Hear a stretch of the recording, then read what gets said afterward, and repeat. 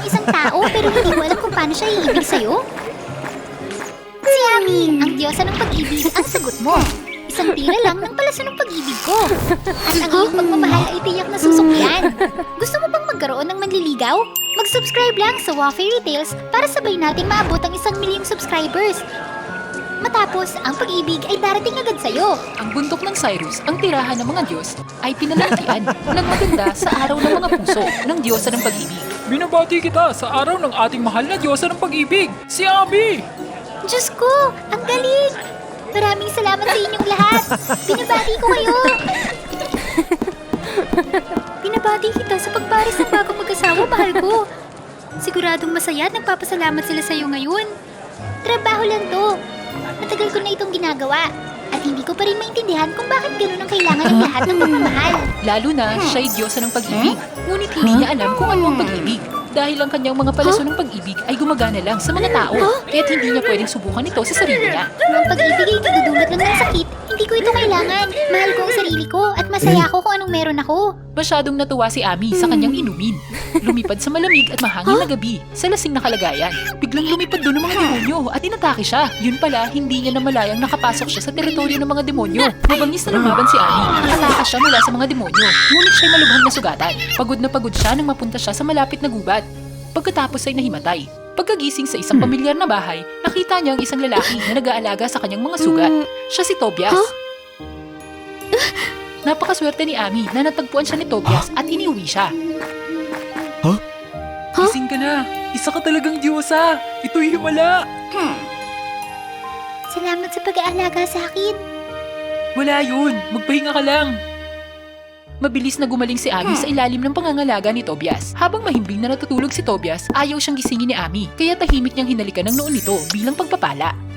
Mula ngayon, poprotektahan na kita, Tobias. Lumipas ang mga oras at patuloy na binantayan ni Ami si Tobias. Siya'y naging matikas at palakaibigan na binata na minamahal ng lahat, lalo na ng mga dalaga. Ngunit mukhang hindi interesado si Tobias sa sinuman. Matapos siyang pagmasdan sandali, nakita ni Ami na wala siyang nararamdaman kahit kanino. Bakit wala kang nararamdaman kahit kanino, Tobias? Basta mahal mo kahit sino at bilang Diyosa ng pag-ibig, paiibigin ko siya sa'yo.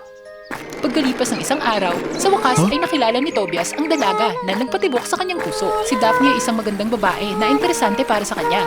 Karaniwan siyang lumalabas at nilalaan ang kanilang mahalagang oras na magkasama. Magandang Daphne, pwede ba tayong magkita sa kagubatan bukas? Kung saan tayo unang nagkita, meron lang ako sasabihin sa'yo. Tataka na talaga ako, pero may tiwala ako sa'yo.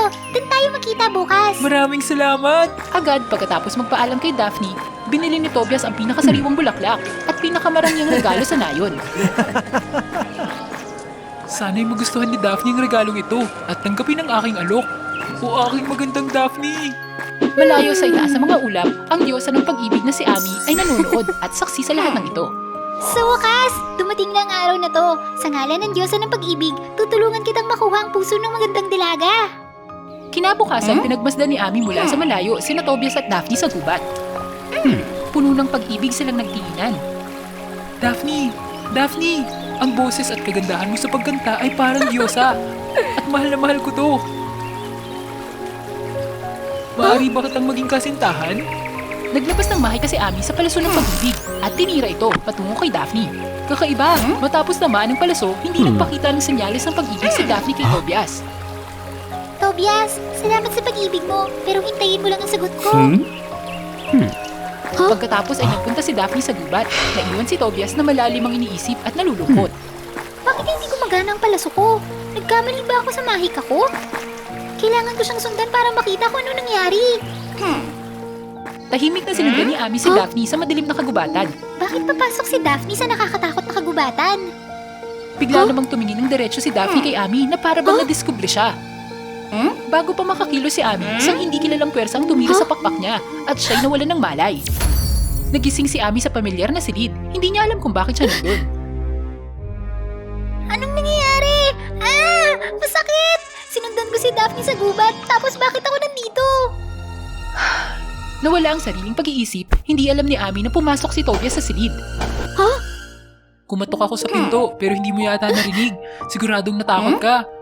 Huwag kang mag-alala. Nagamot sa oras sa mga sugat mo at magiging maayos ka. Ito ang unang pagkakataon na nakita ni Ami si Tobias ng ganong kalapit mula nang lumaki siyang gwapo at mapagmalasakit. Dahil sa pag-aalaga at atensyon ni Tobias, hindi mapalagay ang diyosa ng pag-ibig. Salamat sa pag-aalaga sa akin. Paano mo ako nahanap? Wala kang maalala?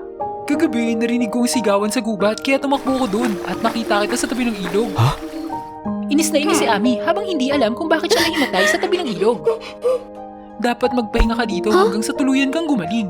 Pumayag naman si Ami dahil pakiramdam niya ay kailangan pa niyang magpahinga at gusto niyang suklian si Tobias. Sa mga araw na kasama si Tobias, inalagaan siyang mabuti at unti-unti siyang gumaling. Nagdala si Tobias ng bagong pana para magsanay para sa darating na kompetisyon na eksibisyon. Umaasang mapapabilib si Daphne sa kanyang pagbabalik. Gayunpaman, hindi niya alam kung paano tirahin ang pana at naghirap ng matagal para tamaan ng pakay.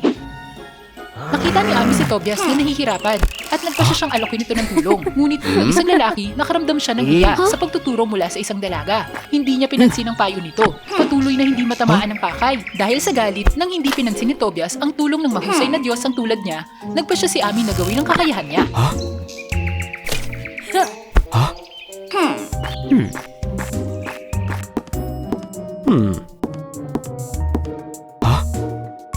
Patawad kaninang hapon. Pakiusap, patuloy mo kong gabayan. Naantig si Ami sa kanyang senseridad. Pumayag si Ami na tulungan siya. Masipag silang nagsasanay ng sama-sama. Sa pagbawi ni Ami ng kanyang lakas at sa wakas ay natamaan ni Tobias ang kanyang pakay. Niyakap niya si Ami para magdiwang. Nagawa ni Tobias! Dapat akong bumalik pagkatapos ng kompetisyon. Ngunit natagpuan ni Ami ang kakaibang kakulangan sa kanyang puso. Anong pakiramdam to? Bumibilis ang tibok ng puso ko. Gusto ko ba si Tobias? Sa wakas ay dumating ang araw ng kompetisyon. Magkasamang pumunta sina Ami at Tobias sa eksibisyon at nagparehistro. Habang sinusulyapan ng pisara, nakita niya ang abiso tungkol sa misteryosong pagkawala ng mga binata. Nag-aalala niyang sinabi ito kay Tobias. Agad niya itong dinamayan. Nagsimula ang kompetisyon sa maraming magagaling at gwapong katunggali. Ngunit kay Ami, si Tobias ang pinakagwapong lalaki. Nasuklian ang lahat ng pagsisikap nang madaling talunin ni Tobias ang lahat ng mga kalaban. Naganap ang seremonya ng magbibigay ng premyo na may kasamang pagbati sa lahat. Mula sa karamihan, ang hindi inaasahan. Si Daphne ay sumuko doon para yakapin si Tobias, nag-alay ng kanyang pagbati. Nakitang maayos ang lahat, tahimik na umalis si Ami. Bumalik siya sa kanyang orihinal na anyo at lumipad pabalik sa kanyang mundo. Nasaan ka? Ami! Ito, gusto kong ibahagi sa'yo. Galit na galit si Daphne pagkatapos ng kompetisyon dahil bumalik siya kasama si Tobias, ngunit hindi niya ito masyadong pinapansin. Mukhang pagod ka. Malapit lang ang bahay ko dito. Pumunta tayo doon at magpahinga. Si Tobias na nakakaramdam ng panghihina at pagod ay pumayag sa paanyaya ni Daphne. Sa pagbabalik sa Cyrus, nasabik si Ami kay Tobias. Ngunit naisip niyang masaya na ito sa tabi ni Daphne. Nadurog ang kanyang puso. Nang makitang bumalik si Ami ng masama ang loob, tinanong siya ng ibang mga Diyos. Ikinwento ni Ami sa kanila ang buong storya at ang kakaibang pakiramdam niya. Hindi napigilan ng mga Diyos ang kanilang mga ngiti habang naririnig ito. O Diyosa ng pag-ibig, ito ay pag-ibig. Minamahal mong lalaking yun. Pag-ibig pala ito. Ngayon, naintindihan ko na. Ano pang hinihintay mo? Puntahan mo na siya. Tama ka. Kailangan ko siyang puntahan. Pero kung masaya si Tobias ngayon kay Daphne, tahimik kong poprotektahan ang kanilang pagmamahalan. Pumunta siya sa bahay niya, ngunit hindi niya ito makita. Nasaan kaya si Tobias? Hindi ko rin makita si Daphne. Daphne? Tama! Nasugatan ako pagkatapos kong sundan si Daphne sa gubat. Susubukan kong hanapin siya. Ang kagubatan kung saan nakatira si Daphne ay napakadilim at nakakatakot. Nakaramdam na tila pamilyar si Ami ngunit hindi niya maalala. Unti-unting lumitaw sa kanyang harapan ang misteryosong bahay. Mabilis at maingat siyang lumapit at tumingin sa bintana, ngunit wala siyang nakitang tao. Bigla siyang nakarinig ng mga boses at mabilis na nagtago sa tabi ng bahay. Nakatingin kay nila Tobias at Daphne na naglalakad patungo sa bahay. Bumilis ang tibok ng puso ni Ami para kay Tobias. Ito ang lugar kung saan nakatira si Daphne. Masaya talaga sila. Biglang ginamit ni Daphne ang kanyang mahika, kaya nawalan ng malay si Tobias. Nang makita iyon, Tumira si Ami ng palaso patungo kay Daphne. Ngunit mabilis niya itong naiwasan. Bumalik si Daphne sa anyong bruha. Laking pagtataka ni Ami na bumalik lahat ng alaala niya. Si Daphne ay isang mangkukulam na ginamit ang boses niya para maakit ang mga kabataang lalaki at sipsipin ang pwersa nila sa buhay para mapanatili ang kapangyarihan niya. Hindi siya tao, kaya hindi gumagana ang palaso ng pag-ibig ni Ami. Sa pagkakataong iyon, naramdaman ni Daphne ang palaso. Pagkatapos ay gumawa siya ng dahilan para umalis. At inatake siya ni Ami. Nasugatan siya ng gusto. Lumaban din siya ng gusto. Nagawa niyang tumakas. Ngunit kalaunan ay nahuli siya sa isang talon kung saan sumugod si Daphne at nahulog si Ami. Si Ami ay mabagis na lumaban sa bruhang si Daphne. Unti-unting nawala ng kapangyarihan si Daphne habang nagpapatuloy ang laban. Kailangan niya ng mas maraming puwersa. Kaya inasintan niya si Tobias. Nang mapagtanto ang intensyon ng mangkukulam, mabilis na sumugod si Ami upang protektahan si Tobias. Nang marinig ang kanyang pangalan, nagkamalay si Tobias at nakita ang tunay na anyo ni Daphne at Ami.